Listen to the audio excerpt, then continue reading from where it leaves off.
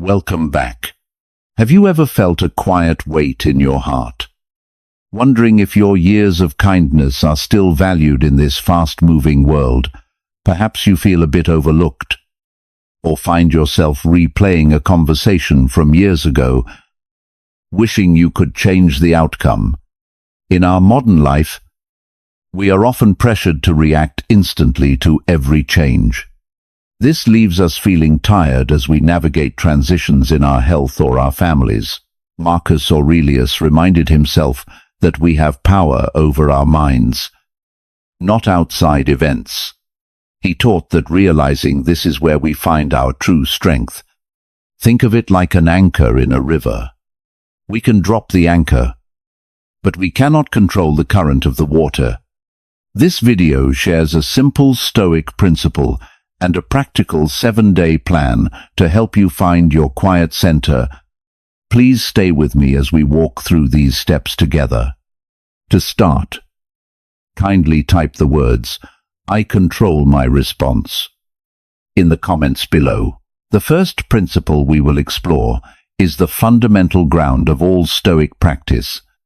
It is known as the circle of control, or what the Stoics called prohieresis. This term refers to our faculty of choice.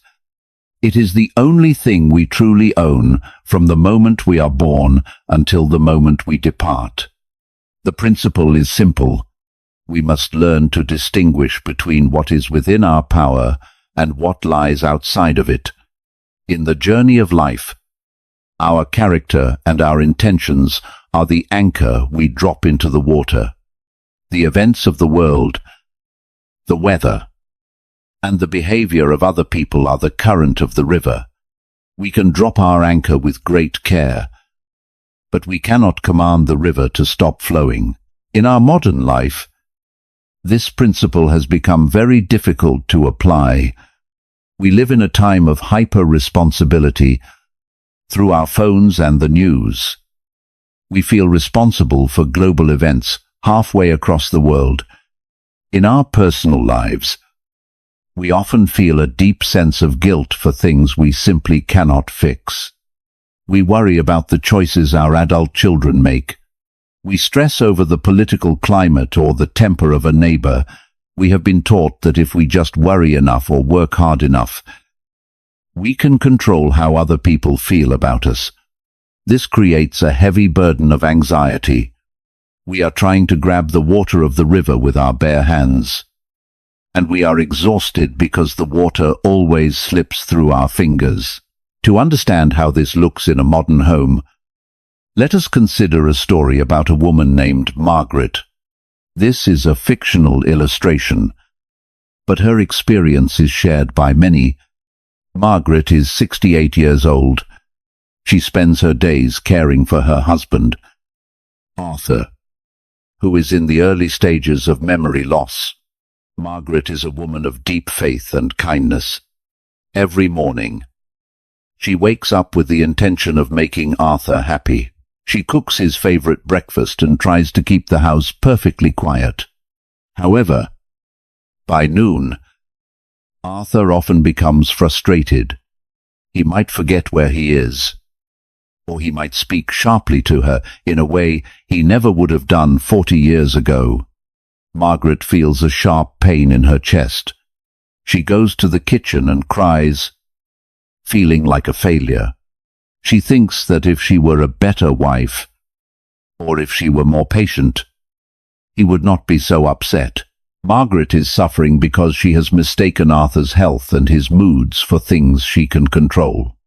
She has dropped her anchor, but she is blaming herself for the strength of the current. The Stoic philosophers observed this exact human struggle 2,000 years ago. Epictetus was a man who understood the limits of control better than most.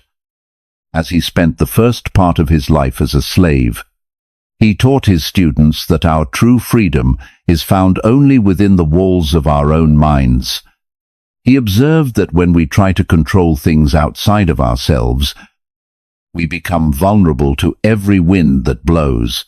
Regarding this, Epictetus wrote the following words in the first chapter of his manual, the Enchiridion. He said, "Some things are up to us, and some things are not up to us. Our opinions are up to us, and our impulses, desires, and aversion. In short, whatever is our own doing, our bodies, or possession, and our reputations are not up to us. In other words, whatever is not our own doing." Epictetus was not telling Margaret to stop caring for Arthur. He was inviting her to reclaim her peace. He would say that her kindness and her effort are up to her. These are her own doing.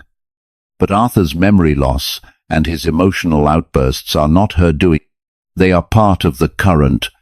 When Margaret realizes this, she can continue to be a loving caregiver without the crushing weight of guilt. She can say to herself, "I have done my best today," and that is enough. You can apply this principle when you are facing a family conflict or a feeling of betrayal. If an adult child or a friend chooses to be distant, remember that their choice is not within your circle. You can reach out with a heart of peace, but you cannot force them to walk through the door. Applying this is especially helpful when you find yourself overthinking, when your mind begins to spin with what-if questions. Ask yourself, is this a problem for my anchor or a problem for the current? If it is the current, let it flow past you. To make this a part of your life, I want to offer you a specific practice. We call this the 2-column morning. It takes only 5 minutes. Perhaps while you are having your morning tea or coffee at 7 o'clock, take a small piece of paper and draw a line down the middle. In the left column, write the word effort. In the right column, write the word outcome. Under effort, write one thing you will do today, such as calling a lonely friend or completing a task in your garden. Under outcome, write down the result you are willing to release. For example, you might write, "I will call my daughter, but I release the need for her to sound happy to hear from me." Or, "I will cook a healthy meal, but I release the need for my body to feel perfect today." By doing this, you are training your mind to stay within your circle of power. You are deciding that your peace of mind is not for sale. You are dropping your anchor firmly in the ground of your own character. Remember this phrase as you go through your day: the effort is ours, the outcome is not. The effort is ours, the outcome is not. Before we move to the next lesson, I invite you to make a small commitment to your own inner quiet. Please take a moment to type a short sentence in the comments. This is a signal to yourself that you are reclaiming your power. Type the words, "I focus on my effort, not the result." Type, "I focus on my effort, not the result." The second principle we will explore is a powerful concept known as Amor Fati, which translates from Latin as a love of fate. This principle asks us to do more than just tolerate what happens to us. It invites us to embrace our life exactly as it is, including the parts that are painful or difficult. The Stoics believed that the universe moves according to a natural order. They taught that every event, whether we label it as good or bad, is a necessary part of a much larger tapestry. If you imagine your life as a long book, Amor Fati is the wisdom to see that you cannot have a beautiful ending without the challenging chapters in the middle. It is the practice of looking at your past and your present and saying, "I would not change a single thing." This principle is often the most difficult one to apply in our modern lives. We live in a culture that encourages us to dwell on what might have been, We are surrounded by images of perfect lives, which can lead us into a painful cycle called the overthinking loop. For those of us in the second half of life, this loop often centers on past regrets. We think about the choices we made decades ago. We wonder about the career we did not pursue, the words we said in anger, or the relationships we allowed to fade. We tend to look back at our younger selves with a harsh judgment, forgetting that we were doing the best we could with the knowledge we had at the time. This constant replaying of the past is like trying to drive a car while only looking in the rear-view mirror. It keeps us from seeing the beauty of the road that is currently beneath our feet. To see how this struggle unfolds, let us look at the story of a man named Robert. This is a fictional illustration, but his feelings will be familiar to many of us. Robert is 62 years old.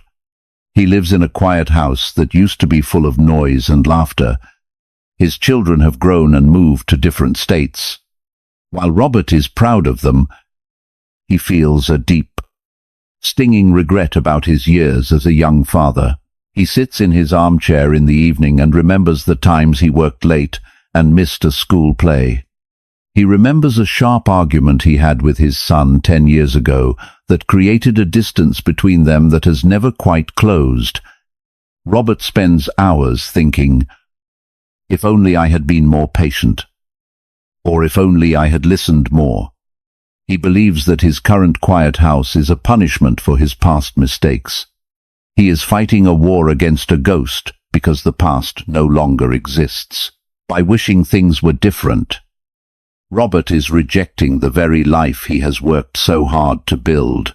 The Stoic philosophers, especially the Emperor Marcus Aurelius, had much to say about this kind of inner turmoil. Marcus Aurelius was a man of immense responsibility who faced constant war, a plague that killed millions, and betrayal from his closest friends. Yet, he did not spend his time wishing for a different fate.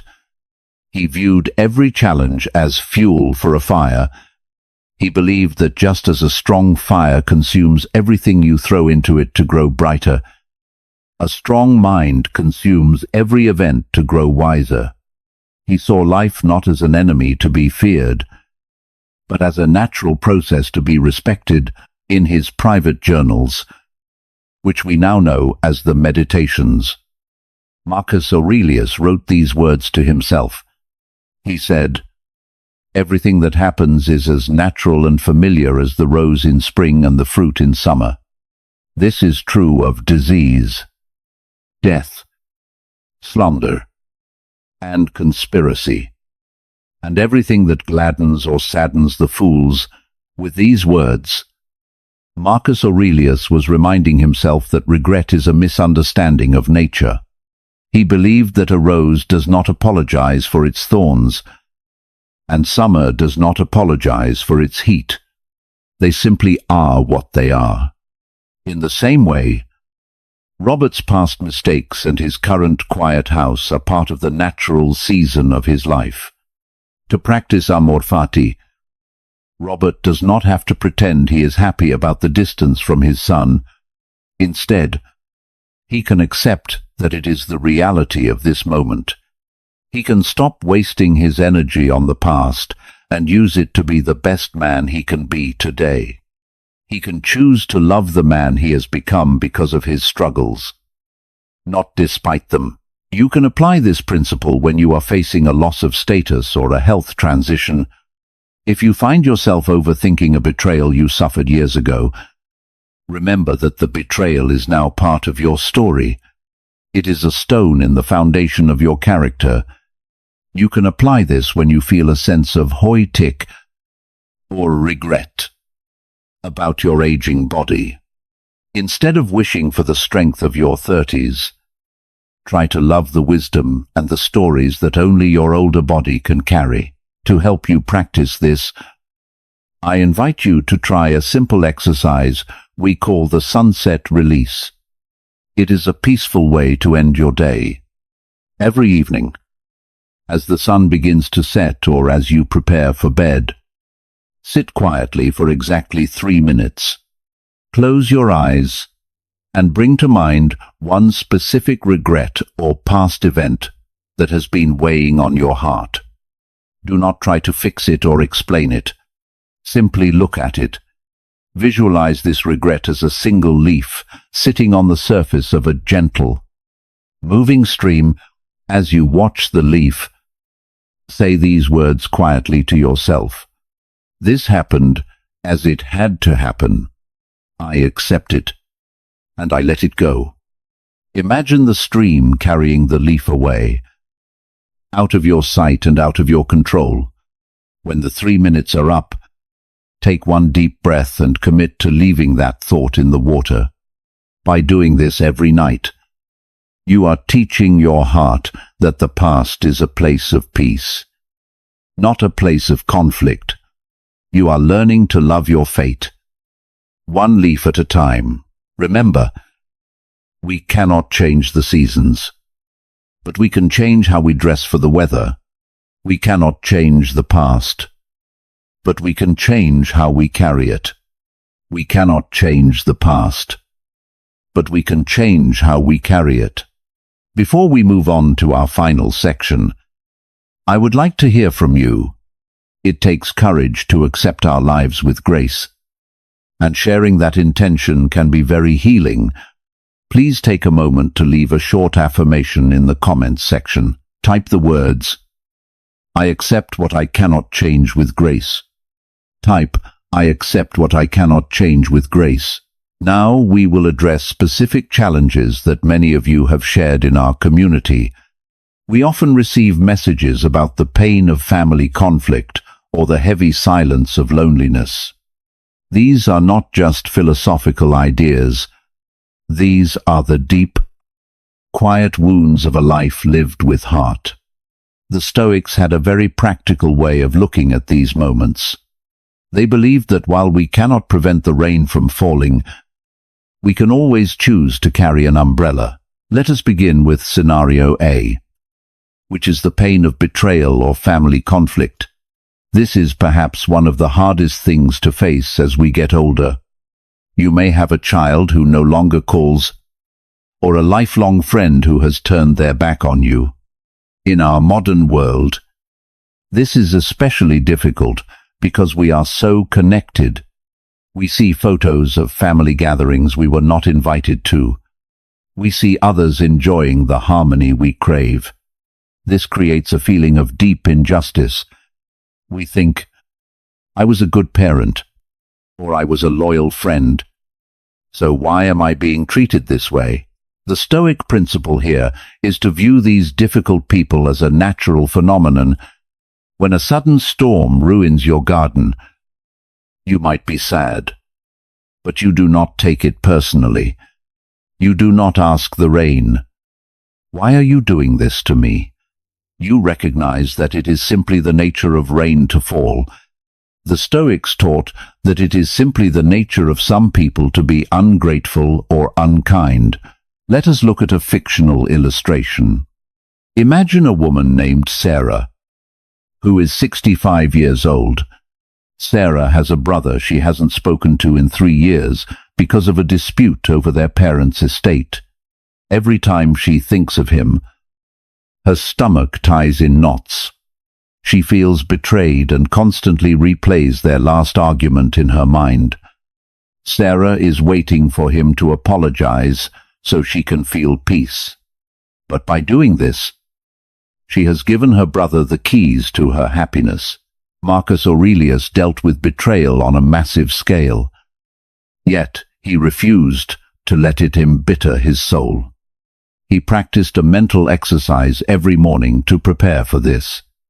In his journals, he wrote the following instruction to himself. He said, when you wake up in the morning, tell yourself, the people I deal with today will be meddling, ungrateful, arrogant, dishonest, jealous, and surly. They are like this because they cannot tell good from evil, but I have seen the beauty of good. and the ugliness of evil, and have recognized that the wrongdoer has a nature related to my own. Marcus Aurelius was not being cynical. He was being prepared. He recognized that his brother or his friend might act poorly, but that was their nature, not his. He saw their unkindness as a storm. Sarah can apply this by realizing that her brother's silence is a reflection of his own internal struggle, not a measure of her worth. She can stop waiting for an apology and instead find her own umbrella. Her umbrella is her boundary. She can say, "I wish him well, but I will no longer allow his choices to ruin my afternoon."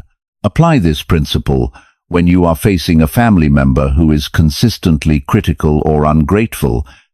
Do not expect them to change into a different person. Instead, change your expectations. Expect the storm, and bring your umbrella of calm. Now, let us look at scenario B, which is loneliness and the loss of status. For many in our community, retirement or the departure of children can leave a vast, quiet space. In our society, we are often told that our value is tied to our job title or how busy our social calendar is. When those things fade, it is easy to feel invisible. You might feel that your best years are behind you and that you no longer have a place of importance. The Stoic principle for this is the inner citadel. This is the idea that your true dignity and worth are located deep inside you, in a place that no one can see and no one can take away.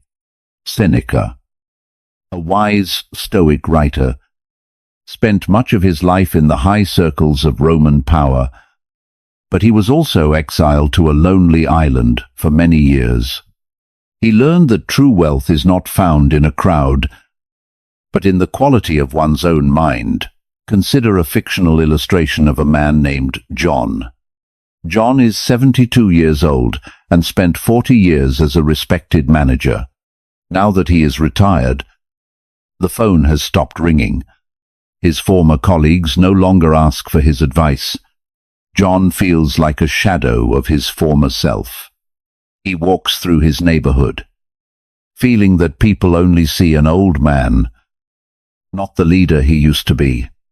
John is looking for his dignity in the eyes of others, which is a very fragile place to keep it. Seneca addressed this feeling of isolation in his letters. He taught that a person who has cultivated their own mind is never truly alone. He wrote, "The wise man is self-sufficient.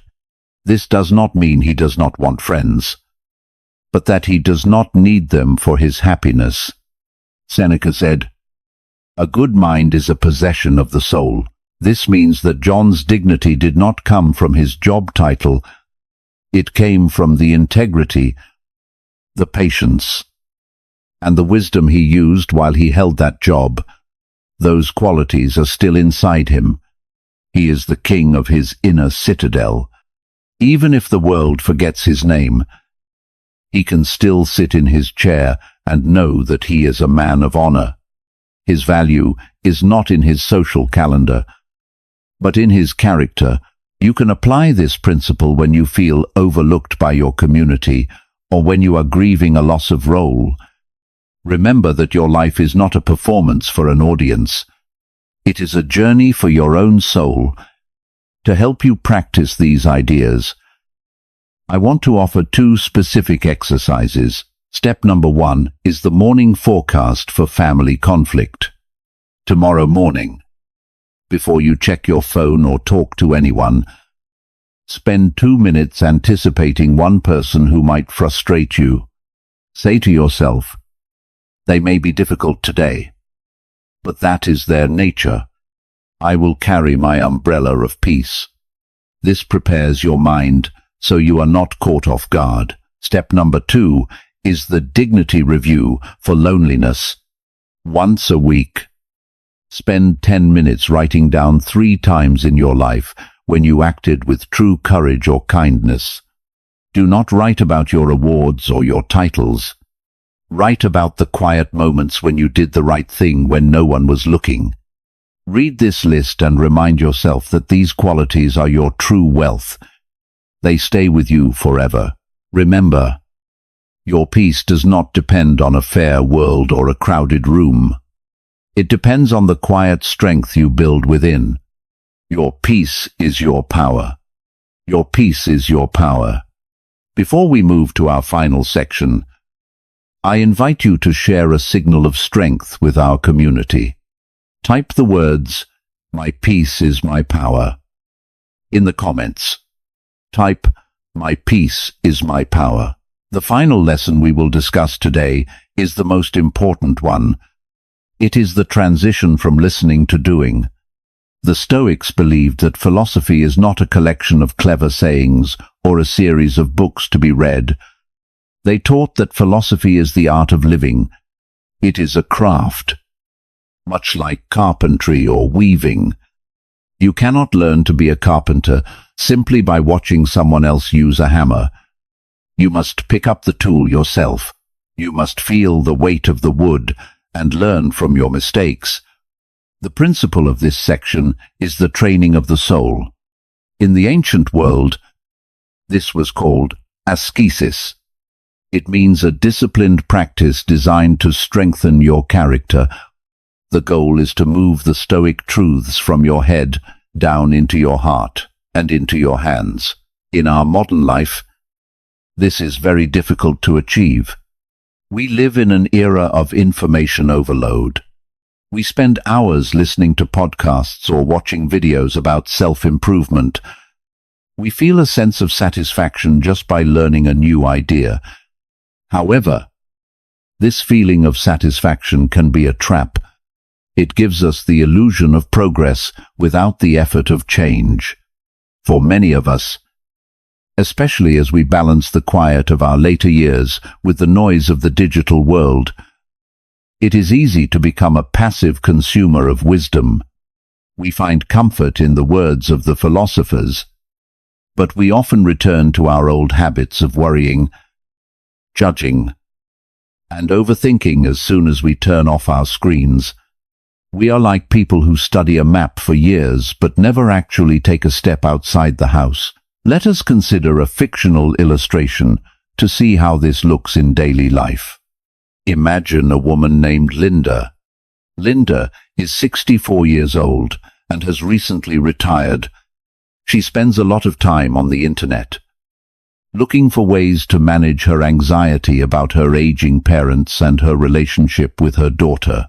She has notebooks filled with beautiful quotes from Marcus Aurelius and Seneca. She can explain the dichotomy of control perfectly to anyone who asks. However, when her daughter forgets to call her on Sunday, Linda still spends the entire evening in a state of distress. She feels a familiar knot in her stomach and replays the perceived slight over and over. Linda has the knowledge, but she does not have the practice. She has the map, but her feet are still stuck in the same place. She is suffering because she has not yet turned her philosophy into a habit. The Stoic teachers were very firm about this distinction. Epictetus often scolded his students for being able to talk about philosophy while failing to live it. He wanted his students to be strong in their character, not just loud in their speech. He used a very famous analogy to explain this. He said that sheep do not vomit up the grass they have eaten to show the shepherd how much they have consumed.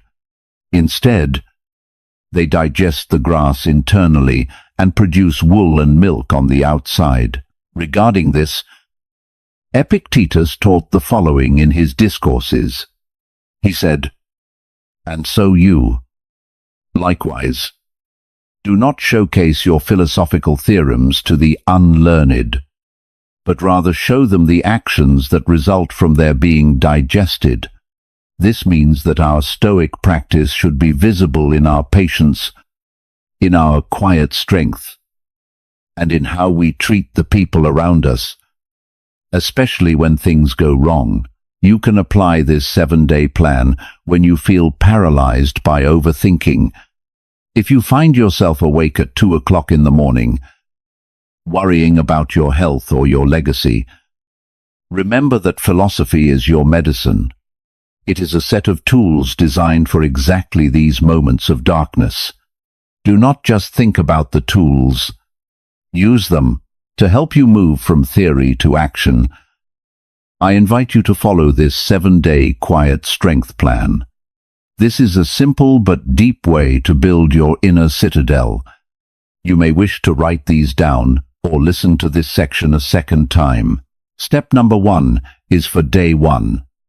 Identify one external thing you have been trying to control. Perhaps it is a child's attitude, the weather, or a political event. Today, you must stop. Whenever you feel the urge to worry about it, tell yourself that it is yours to carry. Let it be as it is for 24 hours. Step number 2 is for day 2. Practice the power of silence. Today, if someone criticizes you or says something you disagree with, do not respond immediately.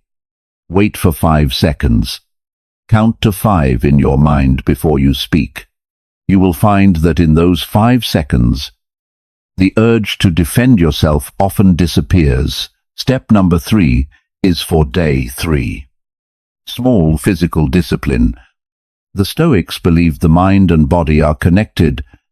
Today, perform one small act of physical movement, even if you do not feel like it. Take a 15-minute gentle walk or do 5 minutes of stretching. Do this not for exercise, but to show your mind that it is the master of your body.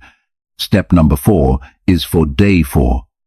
Write a letter of gratitude. Spend 10 minutes writing a note to someone who has touched your life. It can be a short text or a physical card.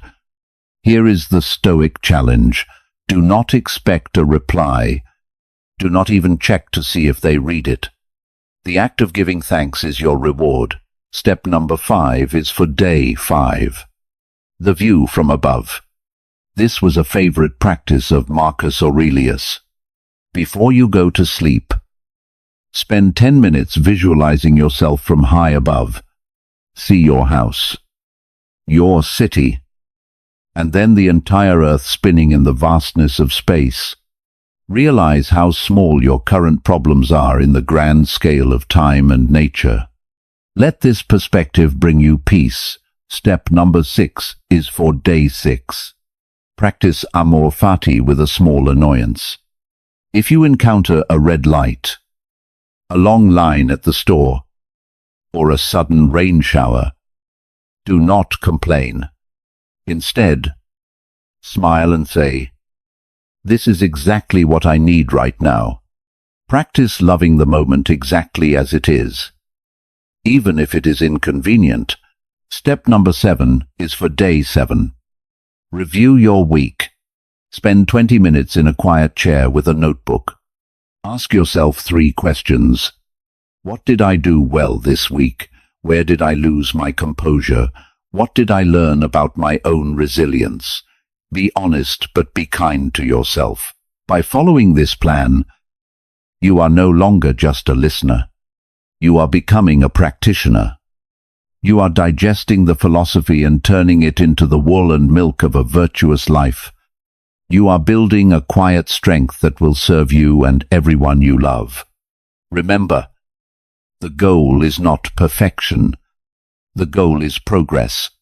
One day at a time. One day at a time. As we conclude this journey together, I want to leave you with one final affirmation to carry into your week. It is a reminder that you are a person of growth and dignity, no matter your age or your circumstances. Please take a moment now to type these words in the comments. This is your commitment to your own path of practice. Type the words, "I am a student of life." Type, "I am a student of life." To bring all these lessons together, we must look at how to protect our day from start to finish. The Stoics believed that a well-lived life is built one day at a time. They viewed the day as a sacred unit of time that needs to be secured at both ends. They called this the practice of the bookends. Just as two heavy bookends hold a row of books in place and prevent them from falling over, a morning routine and an evening routine hold our character in place. The principle here is intentionality. We do not simply wander into the day and hope for the best. We prepare for the battle in the morning, and we review our performance in the evening. This creates a rhythm of growth that allows us to stay grounded. No matter how much the world around us may change, in our modern life, these bookends have been lost to the noise of technology. For many of us, the first thing we do in the morning is reach for our phones. We check the news, which is often filled with tragedy and conflict, or we check social media, which makes us feel that we are not doing enough. Before we have even taken a breath of fresh air, our minds are filled with the opinions and problems of strangers. We start our day in a reactive state, like a leaf being blown by a fan. In the evening, the problem is often the opposite. We go to bed with a mind that is still spinning. We replay the day's frustrations or worry about tomorrow's tasks. This leads to poor sleep and a feeling of exhaustion. We have lost the quiet gates that are meant to protect our inner peace. Let us look at two fictional illustrations to see the difference these routines can make. First, consider a woman named Mary, who is 65 years old. For years, Mary's morning routine was to turn on the television news as soon as she woke up. She would drink her coffee while listening to stories of crime and political arguments. By the time she left her house, she felt tense and defensive. When she encountered a rude person at the post office, she was already primed to be angry. Mary was starting her day by inviting the storm into her house. Now, consider a man named Paul, who is 70 years old. Paul used to struggle with deep anxiety every night. He would lie in the dark and think about a mistake he made in a conversation with his brother, or he would feel a sense of heutig about his retirement savings. He felt like he was on trial every night, with himself as a harsh judge. Paul's evenings were a time of self-punishment rather than self-reflection. Both Mary and Paul were living without bookends, leaving their minds open to whatever stray thoughts or external noises happened to pass by. The Stoic philosophers practiced a very different approach. They treated the morning as a time of mental armor. Marcus Aurelius, the Roman emperor, woke up every morning knowing he would face people who would try to upset his peace. He did not hope for a day without conflict. Instead, he prepared his soul to meet it. Regarding the morning routine, Marcus Aurelius wrote these famous words in his Meditations.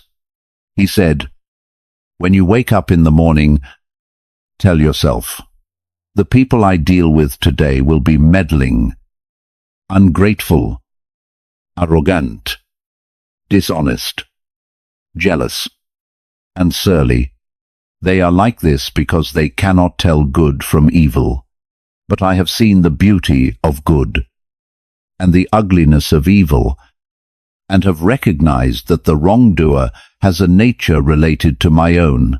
I can neither be harmed by any of them, for no man will involve me in wrong, nor can I be angry with my kinsman or hate him." By saying this, Marcus Aurelius was not being a pessimist. He was removing the element of surprise. When he did meet a difficult person, he could simply say to himself, "I expected this, and I am prepared."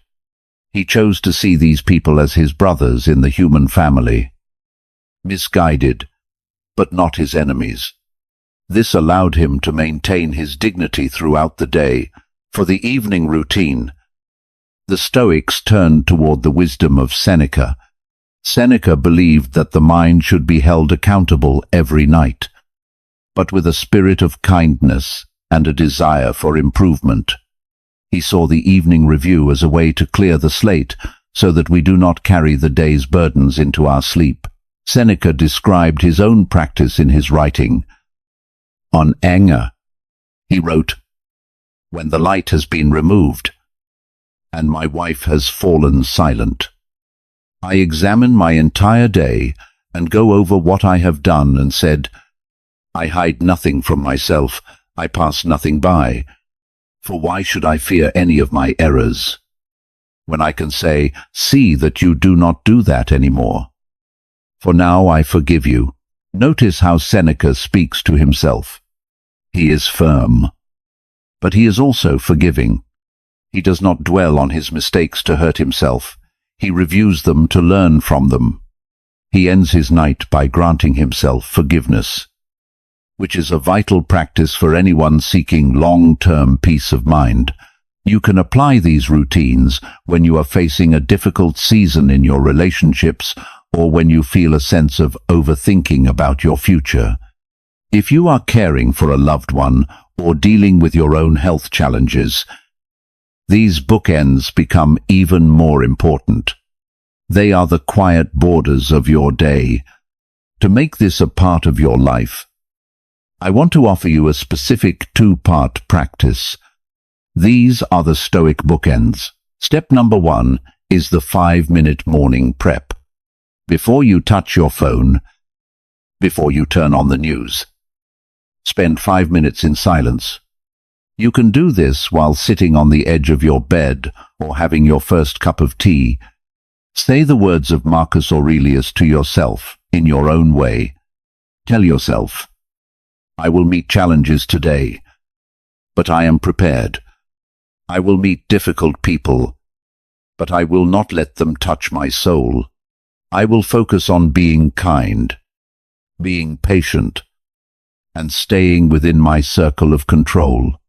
This sets the tone for your entire day. Step number 2 is the 10-minute evening review. When you are in bed or in a quiet chair before sleep, ask yourself 3 simple questions. Question 1. What did I do well today? Celebrate your small victories, like staying calm in traffic or being kind to a neighbor. Question 2. Where did I falter? Acknowledge where you lost your temper or where you were consumed by worry. Question 3. What will I do better tomorrow? Set a small intention for the next day. Once you have answered these, say to yourself, as Seneca did, I forgive you for today. Go to sleep with a clean heart. By practicing these bookends, you are taking ownership of your time and your mind. You are no longer letting the world decide how you feel. You are deciding for yourself. You are becoming the master of your day. From the first light of the morning to the quiet of the night, you are becoming the master of your day. As we bring this lesson to a close, I invite you to make a final declaration of your own strength. It is a simple way to remind yourself that you hold the keys to your own peace. Please take a moment to type this affirmation in the comments below. Type the words, I am the master of my day. Type, I am the master of my day. May you walk through this week with the quiet strength of the Stoics, and may you find peace in the sanctuary of your own mind. Thank you for being part of this community. I will see you in our next reflection. As we reach the end of our journey today, let us think back to Margaret, Robert, and the others we discussed. Like so many of us, they were searching for peace in a world they could not control. They discovered a beautiful truth that changed everything. They realized that the greatest power we possess is not the ability to change our circumstances, but the choice to change our response. Whatever your faith or your personal journey, may you find peace in the quiet strength of your own mind. Remember this simple thought. You are not a victim of your life. You are the architect of your own character.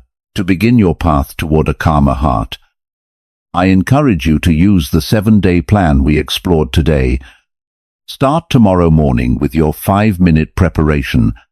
End your day with your 10-minute review. If these reflections have brought you a sense of comfort or clarity, I invite you to join our community. By liking this video and subscribing, you help us share these quiet truths with others who may be feeling overlooked or overwhelmed. Before we part ways, I invite you to make one small commitment. In the comments below, please share one small act of peace you will perform tomorrow.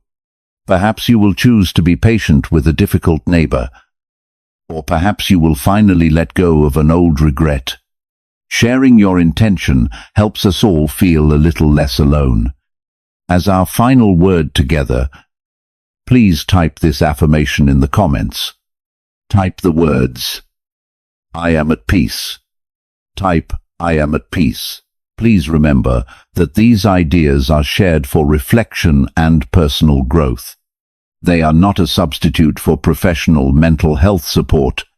If you are going through a heavy or difficult time, please reach out to someone you trust or a qualified professional. We respect all beliefs and offer these Stoic insights as a gentle bridge to a more grounded life. Thank you for spending this time with me. I am at peace. I am at peace.